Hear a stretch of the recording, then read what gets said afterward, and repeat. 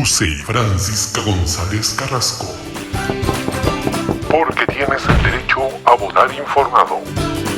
Que no te pasen gato por liebre.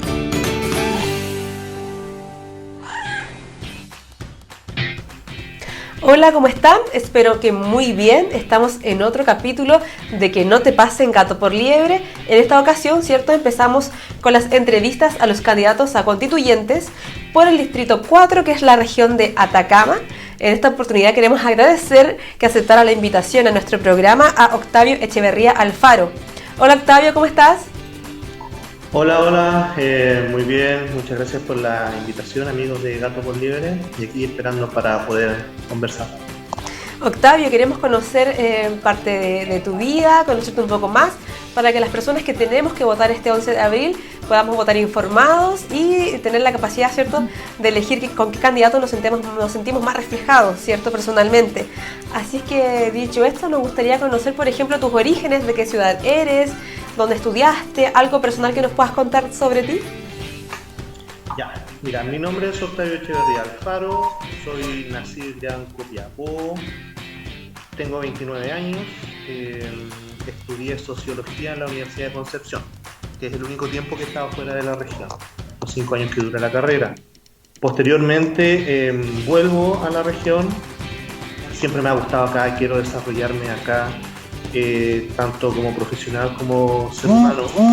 Y bueno, nací en la población Cartavio, en Copiapó, criado por mis abuelos, luego me traslado a la población El Palomar, de la misma ciudad.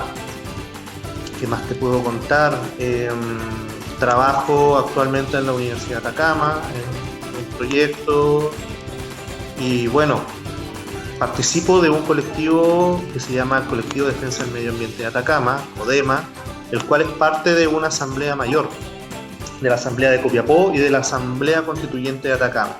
Y con ellos he desarrollado mi mayor parte de mi vida política activa en la región, militando en estos movimientos sociales. Soy independiente de partidos políticos, pero sí tengo una posición política y una militancia social. O sea, pertenezco y me debo a mi colectivo de defensa del medio ambiente. No sé si... ¿qué más te podría contar sobre mí? Súper bien, Octavio. ¿Pudimos contar entonces un poco más sobre tus orígenes y qué te lleva entonces más o menos a lo que es el movimiento social? ¿Cuándo fue que tú dijiste ya, ahora sí, yo voy a estar como candidato a constituyente? ¿Te lo ofrecieron, lo decidiste, por qué? Ya, mira, eso es una historia bastante, quizás poco común en la mayoría de las candidaturas. ¿Por qué? Porque nosotros, a partir de los resultados del plebiscito del 25 de octubre, decidimos como colectivo convocar a una asamblea comunal, la Asamblea de Copiapó, para ver la posibilidad de articularnos en torno a esos resultados, porque el análisis que nosotros hacíamos que la gran diferencia entre la apruebo y el rechazo en nuestra región se produce principalmente por la destrucción medioambiental que nos acontece. ¿Ya? O sea, más del 90% de la opción apruebo en Ojeirí, Nahuasco, Chañaral y Diego de Almagro, que fueron 4 de las 10 ciudades con mayor porcentaje por el apruebo, nos indican que son las principalmente ciudades destruidas en cuanto a su salud y su medio ambiente. Entonces, como colectivo, decidimos llamar a una asamblea para ver cómo íbamos a participar, ni siquiera postulando constituyentes, sino nos juntábamos, conversábamos y veíamos ahí las vías posibles para poder participar de la constituyente. Esto fue creciendo y en la medida que fue creciendo también saltó a la región con gran participación de la provincia del Huasco y bueno, y ahí mi colectivo me levanta como posibilidad de candidato a constituyente. Yo en ningún caso era mi objetivo ni mi ambición, pero cuando uno trabaja en un proyecto colectivo se debe a lo que el colectivo también decide, independiente que uno quizás no se encuentra como el candidato más idóneo, es finalmente los demás quienes pueden ver en uno las posibilidades de sentirse representados. Y en ese sentido nosotros hemos levantado una lista de 5 personas constituyentes, Constanza San Juan, Pilar Triviño, Fabián Rabí, Octavio Echeverría y Silvia Rodríguez, que provenimos del movimiento social de distintas asambleas y bueno, estamos acá. No era la intención, pero vamos con todo.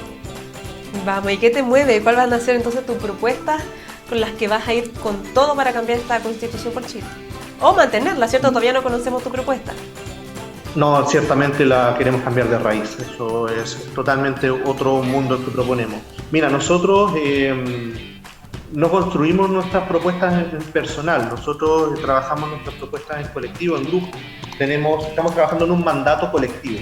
Cuando hablamos de un mandato, es un programa político común de la Asamblea Constituyente de Atacama, la cual proviene desde todos los ejercicios anteriores de reunión, de cabildos, encuentros, etcétera, desde el año 2014 en adelante. Tenemos las actas, las hemos sistematizado y de esa sistematización provienen principios y programas políticos, en los cuales tenemos grandes paraguas, ¿no? Tenemos grandes elementos que agrupan en las diferentes propuestas. Primero, el medio ambiente, una sociedad del buen vivir. Esto es el cuidado del medio ambiente, entendiendo a los bienes comunes, a la naturaleza como sujeto de derecho, y también apostar a un buen desarrollo, entendiendo que el desarrollo actual, extractivista y capitalista, lo entendemos como un mal desarrollo. Nos ha llevado a esto, al malestar y al abuso. También proponemos una sociedad de los cuidados. Con una sociedad de los cuidados hablo de que, más allá de la posibilidad de establecer nuevos derechos humanos y garantizarlos, establecemos que tenemos que hablar un lenguaje de la dignidad. No solamente derechos humanos, sino dignidad ante todo. Y donde sean los derechos humanos, el lenguaje de la dignidad, y donde este lenguaje sea garantizado para todos y todas. ¿Ya? Seremos desarrollados en la medida que el eslabón, la persona más necesitada y pobre de nuestra sociedad, tenga toda su dignidad garantizada. En ese momento podremos apostar a un buen desarrollo. Otro punto muy importante de nuestra propuesta es lo que hemos denominado democracia radical. Y cuando decimos radical, queremos decir que se reconozcan otras formas de ejercer la democracia, como la democracia participativa y vinculante, la democracia comunitaria, y que todos los espacios e instituciones sean democratizados. Las Fuerzas Armadas, los municipios, a todo nivel debe ser democratizado, deben ser decisiones vinculantes y participativas de la ciudadanía. También como medida contra la corrupción y a favor de la transparencia. Entre más podamos participar, más podemos ejercer la posibilidad de control ante las autoridades. Y la última gran paraguas que tenemos es el feminismo. ¿Ya? Apostamos por una sociedad feminista y antipatriarcal, donde sean las mujeres quienes decidan sobre sus propios cuerpos. Principalmente esos son los cuatro grandes paraguas. Ahí se agrupan un montón de otras propuestas, ¿ya? Como la descentralización, no solamente política, sino también administrativa y económica. Muy importante que sea económica también.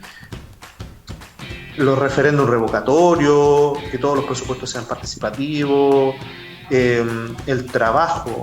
Apostamos por un trabajo digno, no precarizado, donde la negociación sea por rama productiva de la economía, y así un montón de otros elementos que están contenidos dentro del programa, pero eso te podría contar como los cuatro grandes paraguas que apuestan a una sociedad antineoliberal. Octavio, tratando de entender un poco, tú me dices que, bueno, son 5 personas que vienen por ACA, ¿cierto? El movimiento, pero ¿qué me diferencia a mí, Francisca, de votar por Octavio o por Fabián Ravi, por ejemplo, o por Triviño? ¿Cuál es la diferencia? Bueno, por ejemplo, ahí se puede extrapolar a de dónde provenimos, ¿no? O cuáles son nuestros elementos más cercanos. El medio ambiente en mi caso, la cercanía a Copiapó, el patrimonio. A Fabián lo mueve mayormente la educación y el movimiento de profesores, que es de donde proviene. Yo también apelo fuertemente a lo que es el mundo laboral, esta visión del trabajo no precarizado, y así sucesivamente, pero trabajamos nosotros por la lista, y ese es nuestro principal y gran valor. Nosotros provenimos del territorio, tenemos una visión que nace desde lo local hacia lo nacional y desde adentro hacia afuera, pero a la vez nosotros no trabajamos para nosotros mismos, ya trabajamos para la lista. Entonces, cuando llamo a votar por Octavio Echeverría, por favor voten por mí, pero entendiendo que si no salgo, estamos trabajando para la lista y es el proyecto político nuestro en general y en colectivo el que queremos que sea el que triunfe. Entonces, nuestro principal elemento de comunión es que distintos grupos y colectivos sociales pudiesen ser representados en nuestra lista. Por ejemplo, Constanza viene de Alto del Carmen, Pilar de Huasco, yo desde el medio ambiente del patrimonio y el trabajo en Copiapó, Fabián desde el mundo de los trabajadores, Silvia desde el pueblo Coya. Entonces provenimos de diferentes territorios, hábitat y colectivos, pero trabajamos principalmente por un proyecto común y eso fue lo que nos unificó. Octavio, dicho de esa manera, entonces, cuéntame, ¿cuáles son los cambios que a ti te gustaría ver en el tema medioambiental, que tú me dices que es como tu fuerte, ¿cierto?, dentro de lo que serías candidato constituyente? Principalmente dos, para no extender aún más el asunto, que tienen que ser puestos y defendidos con total ahínco. La naturaleza como sujeto de derechos, donde se proteja y se garanticen los equilibrios ambientales. El agua como bien común sobre todas las cosas. El agua aquí es un tema central, sobre todo para nuestra región. Y el otro elemento que debe ser defendido a toda costa es que deben dejar de concebirse como propiedad privada los bienes comunes. Con los bienes comunes estamos hablando de los bienes naturales, el aire, el agua, la tierra, el mar. Deben dejar de transarse en el mercado, deben dejar de poder acumularse como cualquier bien de capital. Por eso los entendemos como bienes comunes, porque proveen en su generosidad la naturaleza el bien común, el bien social. Y es por eso que debemos defenderlo y debemos salvaguardarlo, entendiéndolas como sujeto de derecho. Eso sería el pilar principal de una sociedad del buen vivir. De hecho, uno de los temas que encuentro que a toda la región de Atacama lo que más nos compete es nuestro derecho al agua, ¿cierto? Tenemos grandes etapas de sequía que nos han afectado a lo largo de nuestra historia. Ustedes, por ejemplo, ¿qué propondrían en este cambio con el agua? Me imagino que el tema de la privatización del agua sería uno de los temas fundamentales. Ciertamente, la desprivatización del agua, entendiéndola como un bien de uso público, que debe estar primero al servicio del consumo humano, entendiendo el consumo humano como el bienestar de las comunidades, tenerla para poder tomarla. Hace años que no podríamos haber dicho esto, parecería una broma, pero hoy día no tenemos el consumo asegurado, ¿no? Desprivatizarla no puede ser un elemento que sirva a la especulación y tiene que pasar a un segundo plano la actividad extractiva, su uso tanto en el monocultivo como en el extractivismo minero. Ahí tendrán que encontrarse otras soluciones más posibles, pero el agua que hoy día tenemos debe servir al bien común. Y por el parte de esto de que he escuchado en algunas propuestas que algunas empresas están dando la alternativa de desalinizar el agua del mar para ocuparlas en algunos tratamientos. ¿Algo así podría ser alguna propuesta o algo, en qué cosas estás pensando más? Eso, por ejemplo, hay grandes materias, hay que entender la Constitución como el gran paraguas, el gran elemento donde los valores, los principios, los derechos se conciben, y otra cosa son las posteriores leyes que van a hacer efectivas los elementos constitucionales. Pero allí, en lo que tú me preguntas, claro, nosotros proponemos que el agua dulce, el agua superficial, dulce y también la subterránea, puedan primero desprivatizar, que no sirvan al bien privado, y desde allí podamos trazar el bien común. Y todas las otras actividades de productivas deberán encontrar sus formas para poder desarrollarse, desarrollando tecnología, conocimiento, educación y pensamiento para poder llevar a cabo sus labores sin que afecten el territorio de una manera tan depredadora como lo han hecho hasta ahora. O sea, una desaladora que se va a posicionar en una zona donde hay pastos marinos o donde hay mucha vida marina y el cambio de temperatura puede ponerla en peligro, tampoco nos va a servir y nos vamos a oponer a eso. Entonces tendrá que ser un desarrollo con fuertes círculos virtuosos, donde no solo se desarrolle el pensamiento y la tecnología, sino que en un posicionamiento como valor trascendental el equilibrio natural. Entiendo. Y ya llevándonos a otro lugar, en en tu fuerte como constituyente me hablabas que es del trabajo. ¿Qué tienes pensado como para solucionar el salario, sobre todo el salario mínimo que tenemos nosotros como chilenos?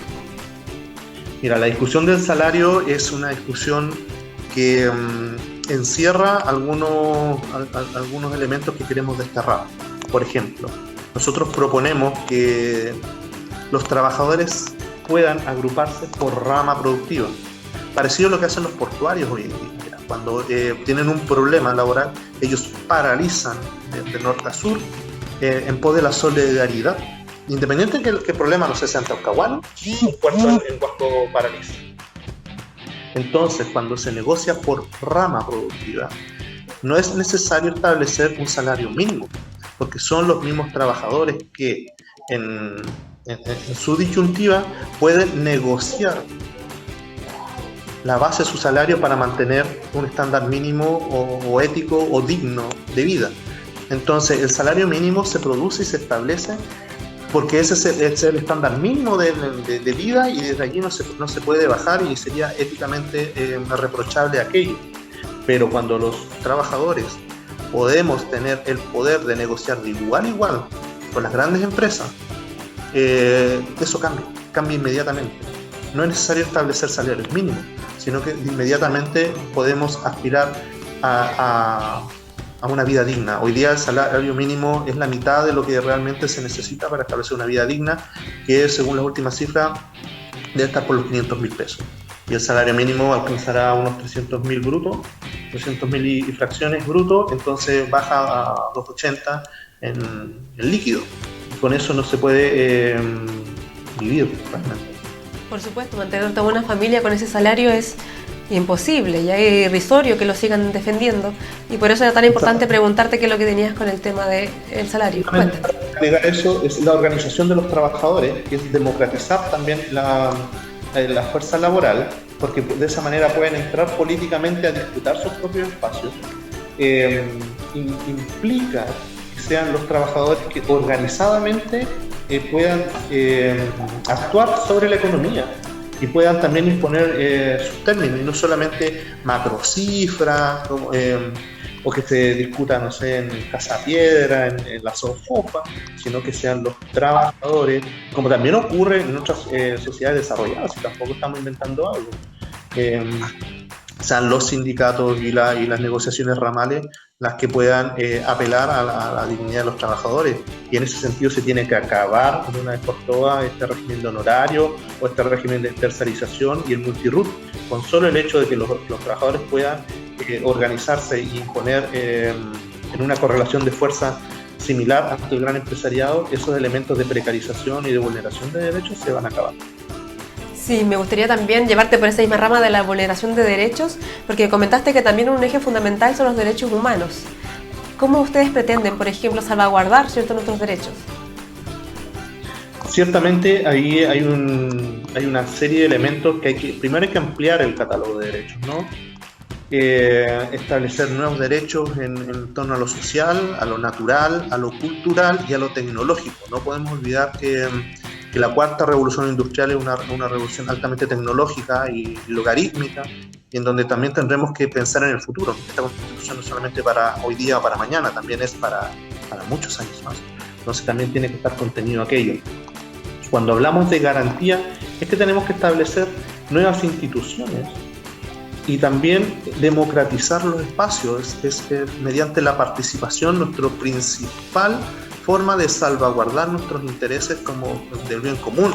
De esa manera se ha bloqueado de tantas formas la participación y la democracia durante estos 30 años que en materia de derecho y dignidad y de abuso vamos quedando muy atrás, y se van posibilitando de manera válida y legal los abusos. Entonces, cuando pensamos en garantizar una sociedad de los cuidados y de los derechos, pensamos en transformar y democratizar todas las instituciones. Necesitamos un nuevo Sename, eso es indudable. Desterrar el Sename y una nueva institución, pensar en los niños. Necesitamos una nueva educación pública, gratuita, de calidad, laica, pero también con una lógica territorial. Necesitamos una salud, necesitamos un montón de nuevos elementos y nuevas instituciones que nos puedan garantizar la dignidad. no solamente estamos pensando, porque a veces se confunde, no sé si les pasa, pero se piensa que tenemos derecho a tener derechos. Y no es así. Lo que tenemos es dignidad, una dignidad inherente a nuestra condición. Solamente porque somos, ya tenemos dignidad. Y los derechos van adosados a esa dignidad. Es lo que nos provee de dignidad. Entonces, cuando pensamos en los derechos, no pensamos en esta lógica de propiedad privada o individualista que hoy día atraviesa los derechos que están establecidos en nuestra Constitución. La propiedad privada es el eje de los derechos de nuestra Constitución. Nosotros decimos que no, que tiene que ser el bien común. Y cuando decimos bien común es que la propiedad privada no puede estar por sobre el cuidado de quienes menos tienen. De esa manera nosotros garantizamos que las personas que son más privilegiadas y los grupos que tienen mayor poder, no solo político sino que económico, no puedan vulnerar nuestros derechos y nuestras libertades. Muchas gracias, Octavio. Se nos fueron al tiro los 20 minutos en esta conversación, ya se nos acabó el tiempo. De todas maneras, te quiero dar el espacio para que tú le puedas dirigir un mensaje a las personas que te están conociendo en este momento. Bueno, ya te han visto también en tus redes y todo, pero también que les recuerdes cuáles son tus redes sociales para que puedan conocer un poco más de ti, interiorizarse en cada uno de los puntos, ¿cierto?, que nos has conversado, y le dejamos los minutos para ti, para que te despidas. Ya, mi página de Facebook se llama Octavio Echeverría Alfaro Constituyente y mi Instagram se llama octavio.aca. Y también los dejo invitados a que puedan seguir a la página de la Asamblea Constituyente de Atacama, que es nuestro principal ente organizador, ¿no? Bueno, un llamado a votar, a participar, a informarse sobre todas las cosas, y que no nos quedamos acá solamente, porque después de la Constituyente tenemos que defender un poder popular, tenemos que construir sociedad y tenemos que construir política, nueva política. No más estos 30 años, no más estos 40 años, no más estos 50 años de la dictadura en adelante. Será conmigo, será con otros, será con lo que sea, pero tenemos que transformar este país. La disputa es enorme y no queremos más de esto. Eso. Muchas gracias, Octavio. Nos gustó mucho, todo lo que has dicho para transformar nuestro país, pero acá estamos de parte de la ciudadanía, entonces tengo que hacerte una pregunta, y es, imaginándonos que sales electo, ¿cierto?, como constituyente este 11 de abril, ¿tú nos pasarías gato por liebre? Jamás. Y de hecho es una de las cosas principales que tenemos, porque nosotros cuando decimos que construimos un mandato quiere decir que nosotros no vamos a ir a hacer lo que pensamos mejor, sino que vamos a ir a defender este proyecto colectivo. Y si no lo defendemos o por ahí no nos pasamos de listo, será el colectivo quien nos castigue. ¿Ya? No es que me van a colgar en la plaza, pero voy a recibir un castigo. Y eso también lo pensamos para las autoridades, ¿no? Y lo pensamos para ponerlo en la Constitución. Juicio por mandato, como existió alguna vez en la concepción política nacional, el juicio de residencia, que es cuando un político o una autoridad no cumple con su programa, sus promesas y su mandato, debe ser enjuiciada políticamente. Y si comete faltas aún más graves, debe ser enjuiciado criminalmente. Entonces la ciudadanía tiene toda la potestad de pasarnos por la guillotina, si es necesario, si es que nos pasamos de listo. Así que gato por liebre. Bien, Octavio, entonces muchas gracias por venir a nuestro programa, nos gustó mucho conocerte y esperamos entonces verte después del 11 de abril, a ver qué ha pasado con todo esto y seguir en este mundo, como tú dices, seguir, ¿cierto?, después de la Constituyente, con todas las otras demás formas que podamos ir siguiendo, modificando y mejorando dignamente nuestro país. Así que muchas gracias por estar aquí, así que me despido de esta conexión y que estés muy bien. Muchas gracias a todos y todas. Chao, chao. Bueno, nosotros nos vemos entonces próximamente en una nueva entrevista con algún otro candidato para estas elecciones del 11 de abril. Que esté muy bien.